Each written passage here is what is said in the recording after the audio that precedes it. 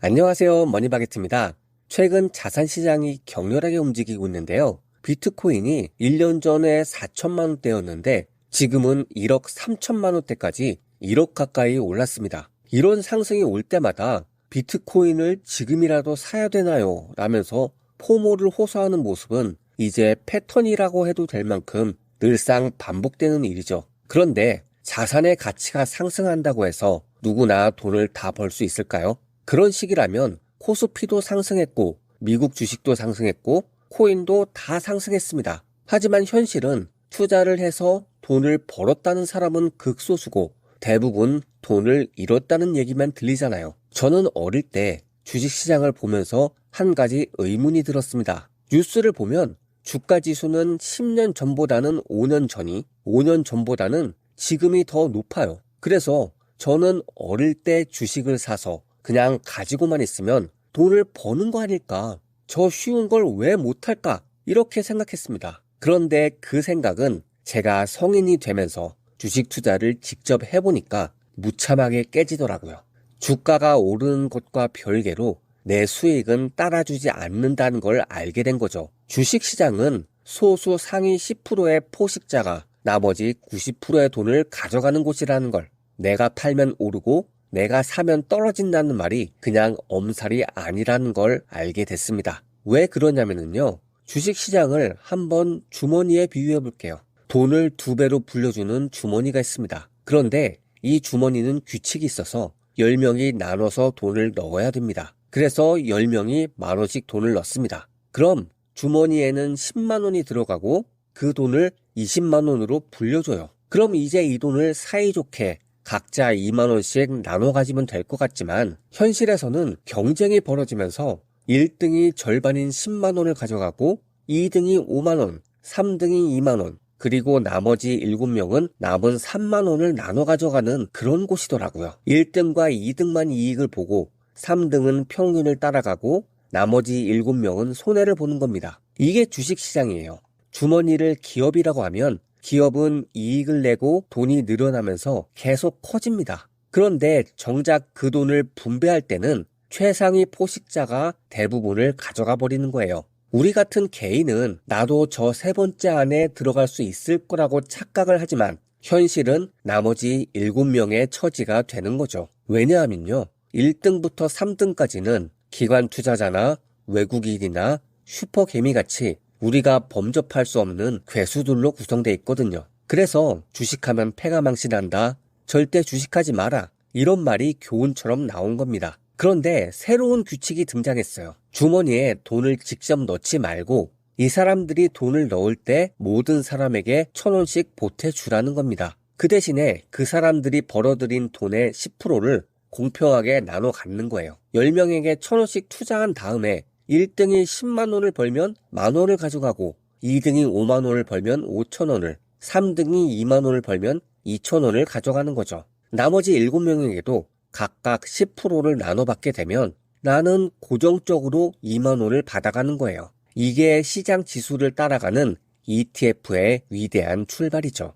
ETF가 등장하기 전에는 최상위 포식자에 의해 탈탈 털리던 개인들이 지수 ETF라는 공정한 시장을 만나면서 그들과 대등하게 수익을 분배받을 수 있게 된 겁니다. 개인에게 있어서 주식 투자는 ETF 이전과 이후로 나뉠 만큼 룰 자체가 달라진 거예요. 이렇게 개인 투자자에게 불리했던 걸림돌이 사라졌습니다. 그럼 이제 남은 건 내가 투자하는 이 주머니가 진짜 돈을 불려주는 주머니인지만 판단하면 되는 거예요. 한국의 코스피라는 주머니도 있고 미국의 S&P 500이라는 주머니도 있습니다. 그런데 이걸 자세히 보니까 미국이라는 주머니가 이익도 잘 내면서 돈이 계속 늘어나더라는 거예요. 물론 한국이라는 주머니도 이익을 잘 내고 돈이 계속 늘어나요. 그런데 그 둘의 결정적인 차이가 있습니다. 미국은 주머니에 돈을 100%다 꺼내갈 수 있는 정직한 주머니예요. 하지만 한국은 어쩐지 주머니에 돈이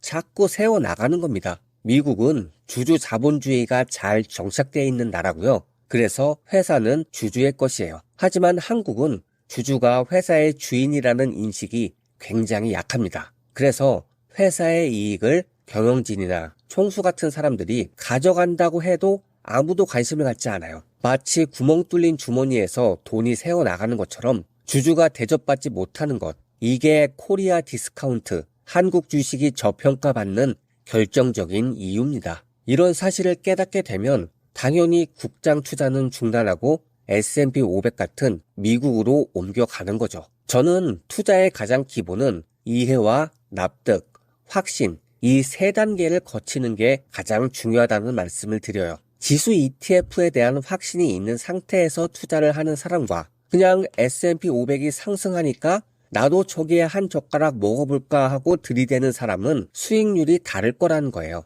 같은 종목을 골랐다고 해도 그걸 믿고 갈 수 있는 확신이 있는 사람은 충분히 오를 때까지 기다릴 수 있고 가격이 떨어진다고 해도 더 사면서 미래에 더 큰 수익을 낼 수 있는 기반을 만들 수 있습니다. 하지만 이런 게 없는 사람은 같은 ETF를 샀다고 해도 이게 정말 잘한 건지 아닌지 불안하고 그러니까 가격에 민감해져서 시간이 지날수록 견디기가 힘들어집니다. 특히 가격이 떨어지기라도 하면 정말 오만 가지 생각을 다 하면서 다른 종목 기웃거리고 팔랑귀처럼 다른 종목이 좋다는 말이 또 들려요. 그럼 또 갈아타는 거죠. 절대 종목을 못 골라서가 아닙니다. 이런 사람들도 투자하는 종목은 대부분 다 좋은 종목이에요. 일부러 나쁜 종목 고르는 사람도 없고 나쁜 종목이 좋은 종목처럼 알려지는 일도 드뭅니다. 종목을 고르는 건 투자의 시작일 뿐이고요. 투자한 다음에 어떻게 운용하느냐에서 결정적인 차이가 나는 거예요. 삼성전자도 마찬가지죠.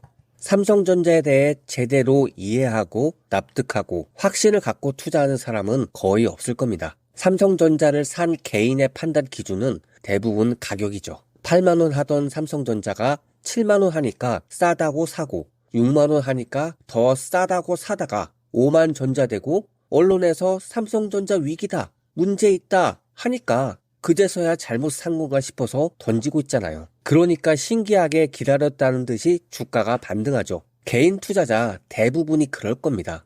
개인이 회사에 대해서 어떻게 판단하겠어요? 차라리 S&P 500 같은 건 500개의 기업이 모인 거니까 그 기업들이 서로 영향을 상쇄시키면서 결국은 이익이 누적되는 구조니까 늦게 빼면 늦게 뺄수록 유리하다는 답이 있어요. 그런데 삼성전자는 삼성전자가 나쁘다는 이야기가 아니고요. 내가 그 기업에 대해서 얼마나 아느냐는 거예요. 삼성전자도 지금은 어렵지만 결국은 오를 겁니다. 하지만 그게 언젠지 우리는 짐작조차 할 수가 없죠. 그렇기 때문에 대부분 오를 때까지 못 기다립니다. 세상에 제일 지루하고 힘든 기다림은 언제인지 모르고 기다리는 거예요. 그래서 비트코인도 마찬가지죠. 지금 비트코인 불과 3주 전까지만 해도 1억을 넘느니 마느니 하던 게 지금 1억 3천을 넘어서 1억 4천까지도 바라보고 있죠. 이렇게 오르다 보니까 그때 사둘 걸 지금이라도 사야 되나? 이러면서 이성을 잃고 달려드는 투자자들 많은데요.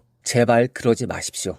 모르잖아요. 제가 비트코인을 처음 알게 된 건 2016년인데요. 실제로 투자를 시작한 건 2018년입니다. 처음 봤을 때는 비트코인이 굉장히 생소했어요. 그러다 보니까 비판적일 수밖에 없었습니다. 그런데 이게 처음에 40만 원 하던 게 60만 원, 80만 원, 100만 원이 넘어가니까 이게 대체 뭐지? 뭔데 이렇게 올라가나? 저도 그때 비트코인에 투자를 하고 싶은 마음이 정말 굴뚝같이 밀려왔지만 알지도 못하는 곳에 투자할 수는 없었거든요.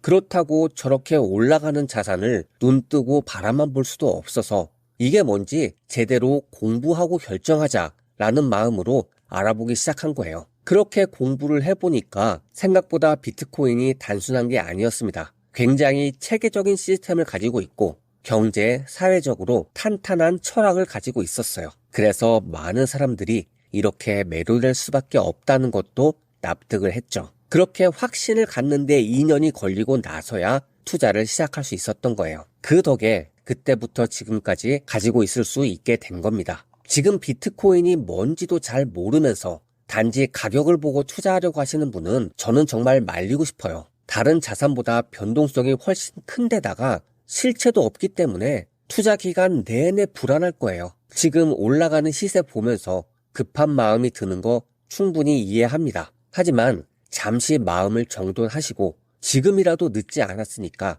비트코인이 뭐고 어떤 원리로 구동되고 그게 왜 전 세계 사람들에게 자산으로 인정을 받는지 공부해서 깨닫기 바랍니다. 그리고 그 다음에 투자해도 늦지 않아요. 기회는 늘 다시 오거든요. 비트코인이 주는 높은 수익률을 얻으려면 그 정도의 자격은 필요한 거죠. 만약에 제가 비트코인을 처음 본 40만 원에 바로 투자를 시작했다면 아마 50만 원, 60만 원, 기껏해야 100만 원 정도에 다 팔고 나왔을 거예요. 그 뒤에 200만 원, 300만 원, 1000만 원, 1억까지 오르는 걸 절대 다시 못 사죠. 그럼 더 이상 인생에서 비트코인은 없는 거예요.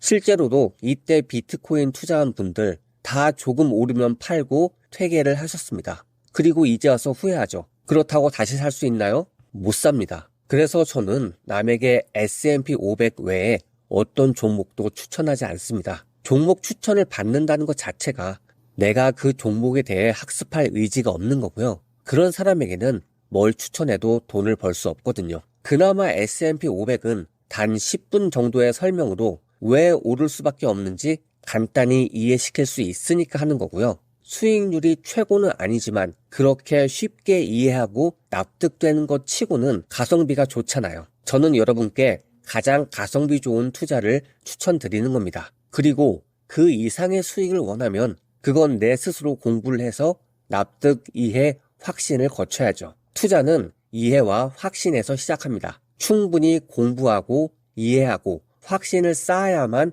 흔들리지 않는 장기적인 수익을 낼 수 있습니다. 지금 당장의 변동성에 휘둘려서 무리한 투자를 하기보다는 시간을 들여서 스스로 납득할 수 있는 투자 여정을 만들어 가시기 바랍니다. 그것이 안정적인 성공의 열쇠니까요. 오늘 영상 여기까지였고요. 구독과 좋아요 모두 감사합니다. 화났네.